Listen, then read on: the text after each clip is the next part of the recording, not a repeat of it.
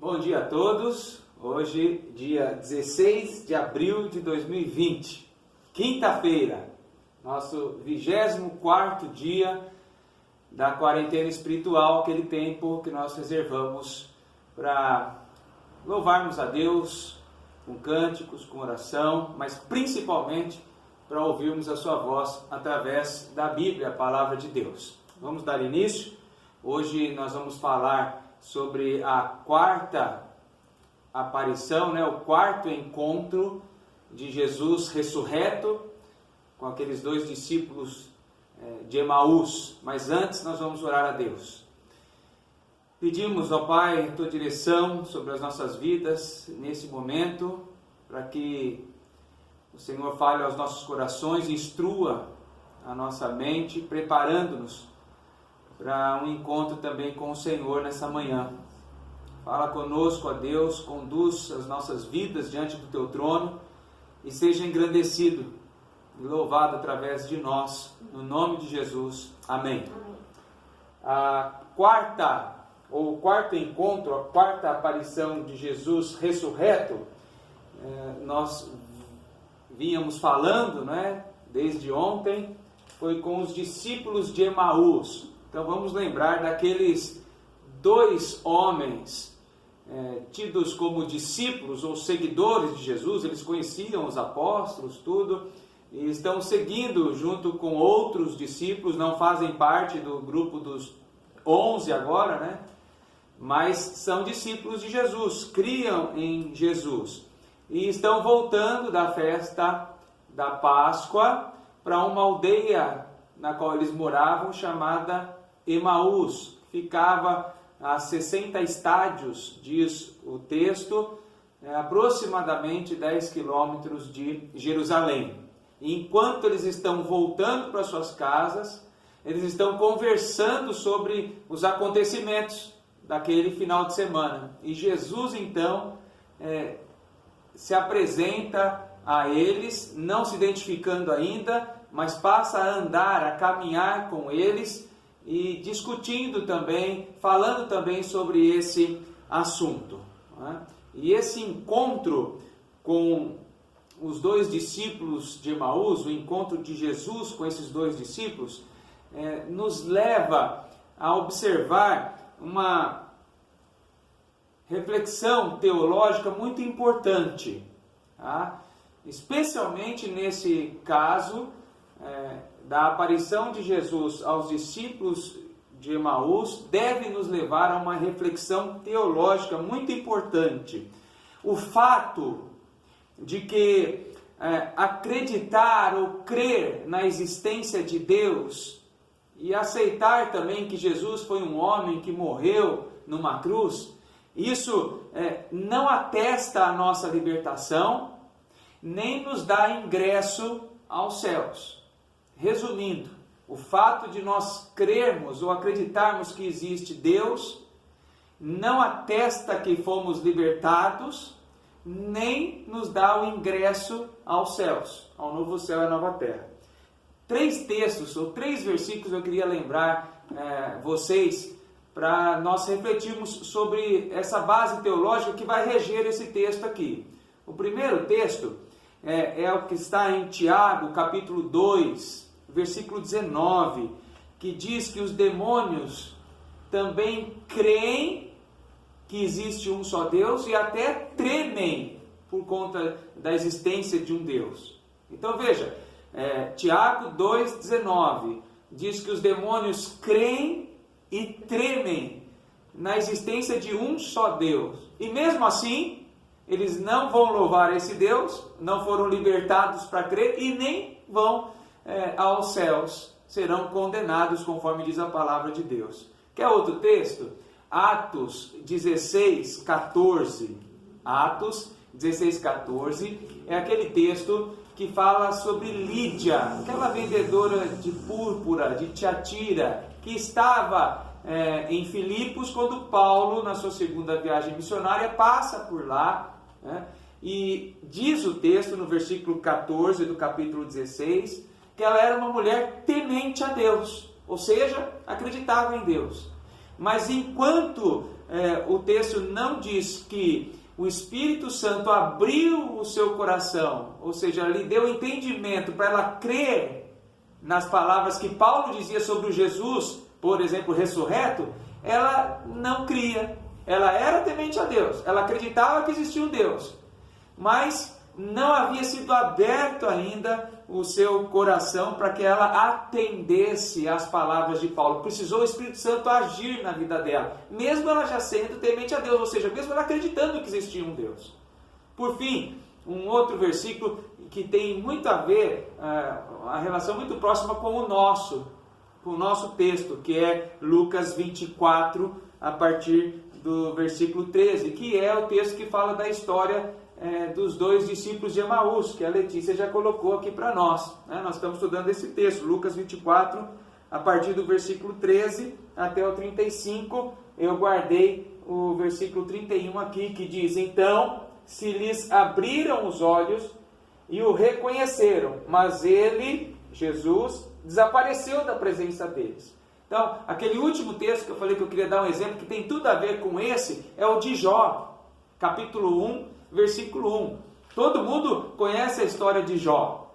Diz lá no versículo 1 que Jó era um homem da terra de Uz, que seu nome era Jó, ele era temente e reto, íntegro e reto, temente a Deus e se desviava do mal. Olha, um homem íntegro e reto, temente a Deus, ou seja, cria em Deus, e se desviava do mal, e procurava viver uma vida agradável a Deus.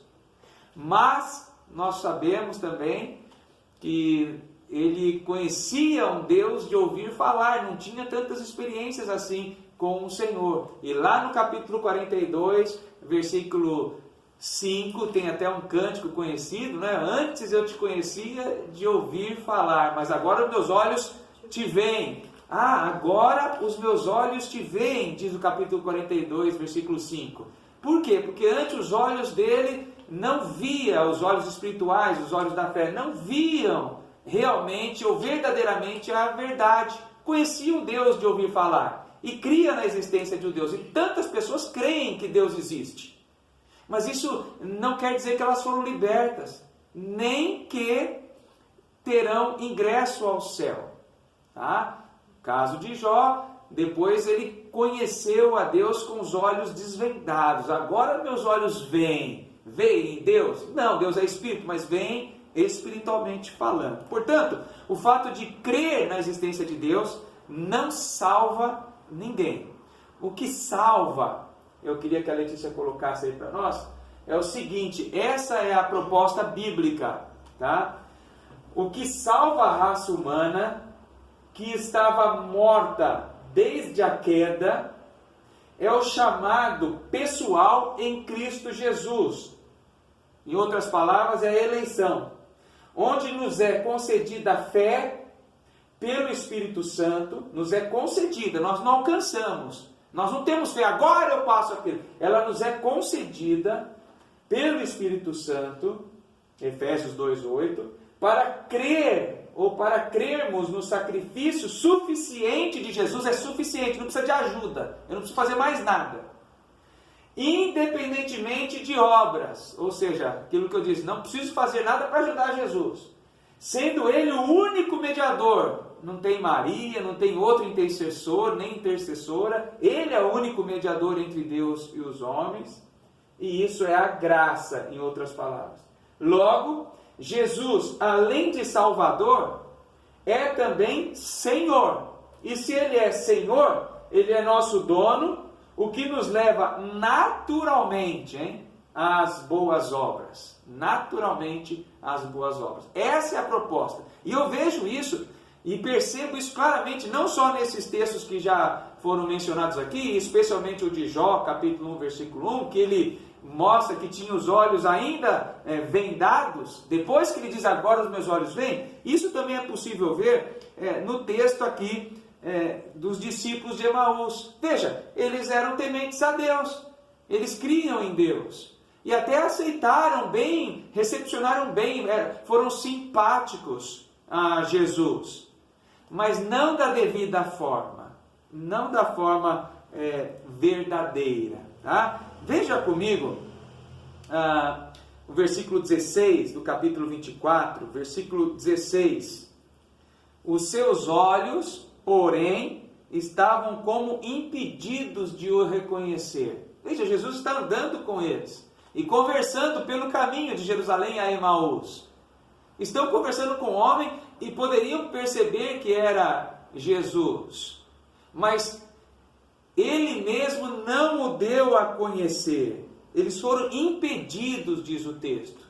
Não dependia deles reconhecer que era Jesus. Dependia do próprio Deus se manifestar a eles. E enquanto isso acontece, eles não atendem a Jesus, não reparam que é o próprio Jesus ressurreto que está ali com eles.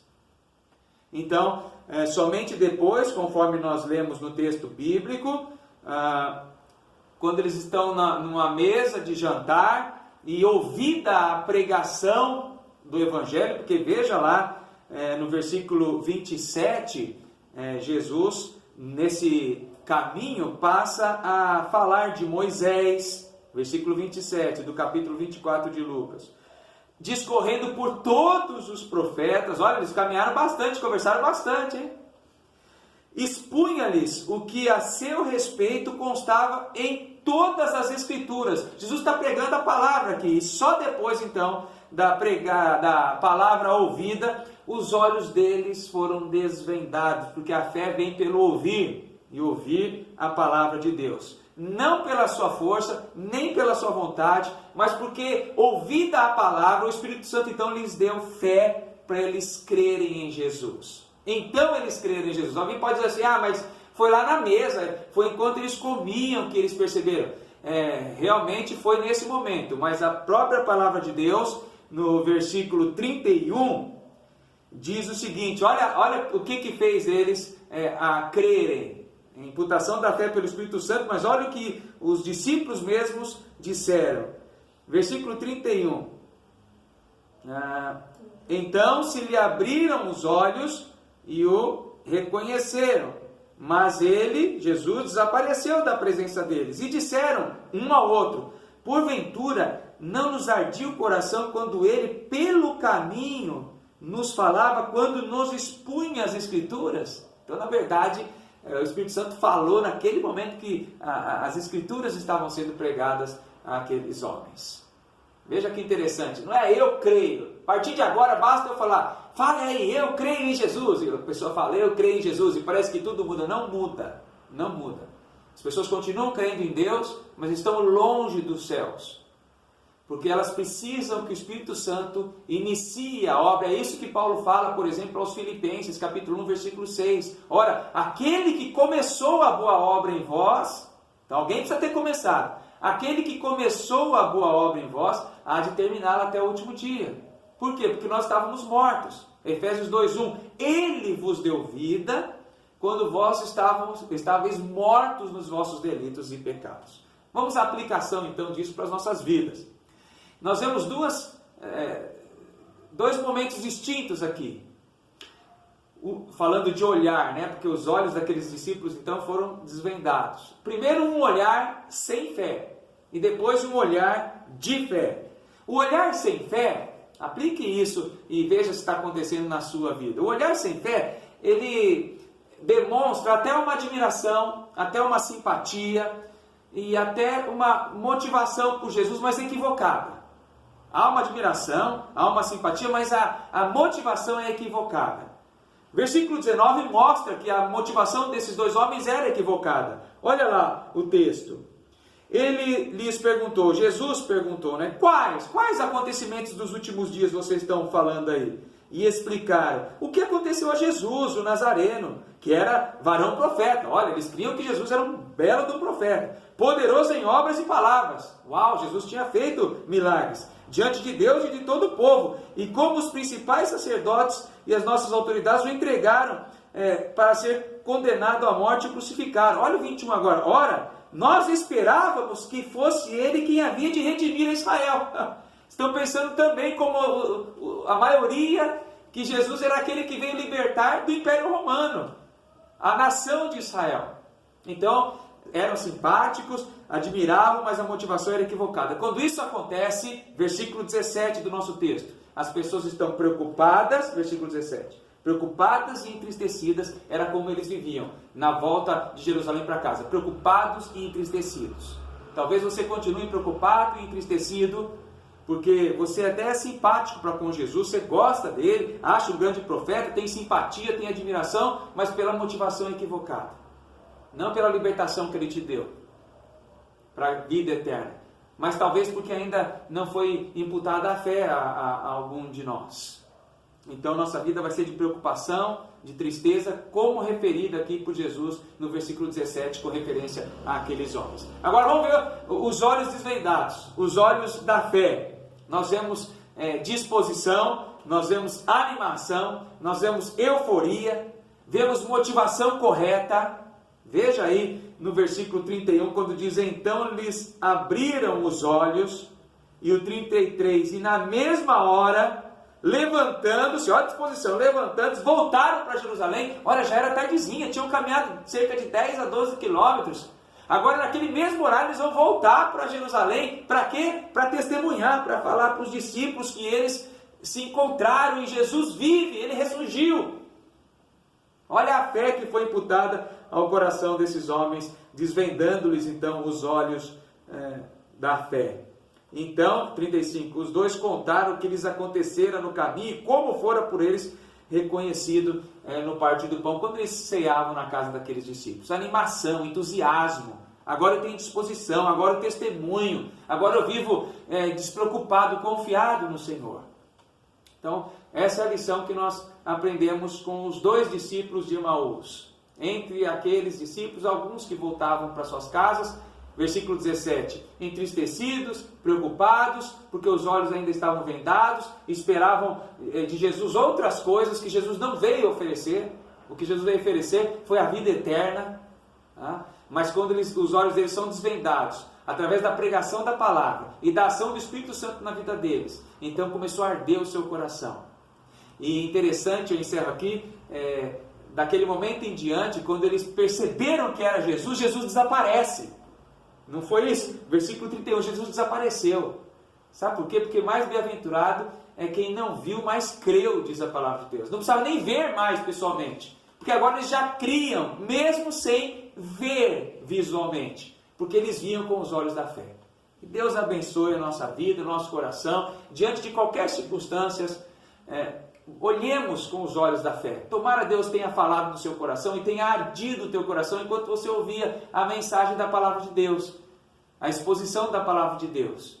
E assim os seus olhos sejam desvendados, você viva alegre, sem preocupação. É o que diz esse cântico que nós vamos entoar. Quando eu ouço a voz e sinto o amor de Deus, então os meus medos se vão, minha dor, meu sofrer, porque o Senhor de paz inunda o meu ser.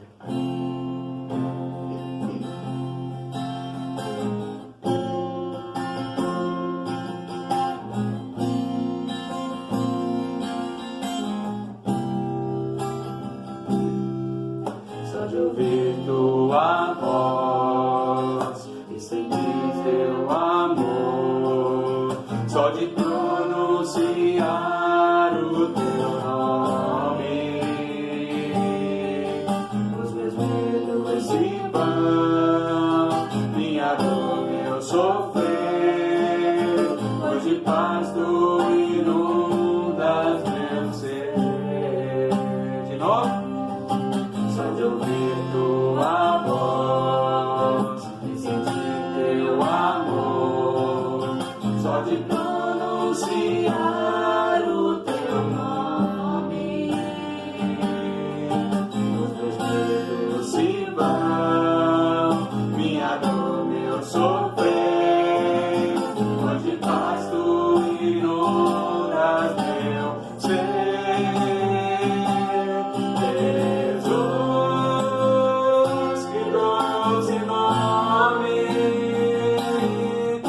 Transforma em alegria o meu triste coração. Jesus, só o seu nome é capaz de dar ao homem salvação.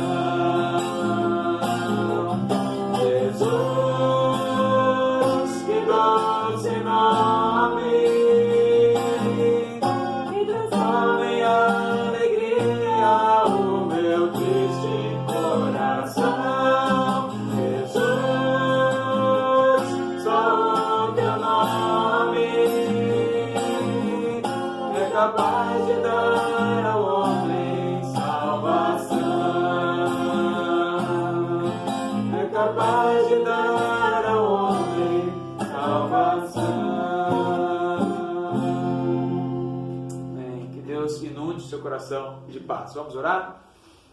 Senhor, nós te louvamos, ó Deus, porque não depende de nós, ó Deus. Tudo que precisava ser feito, ó Deus, o Senhor já fez naquela cruz, ó Pai.